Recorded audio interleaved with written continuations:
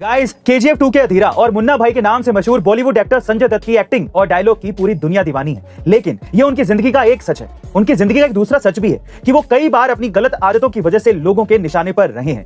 और इस बात का खुलासा उन्होंने हाल ही में दिए एक इंटरव्यू में खुद किया।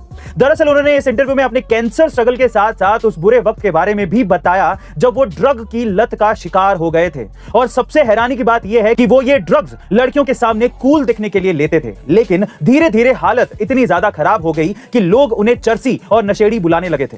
और तब जाकर उन्होंने रिहैब सेंटर जाने का फैसला लिया और इस ड्रग की लत को छुड़ाने के लिए जिम में भी खूब पसीना बहाया ताकि कोई भी उन्हें नशेड़ी और चर्सी ना कहे।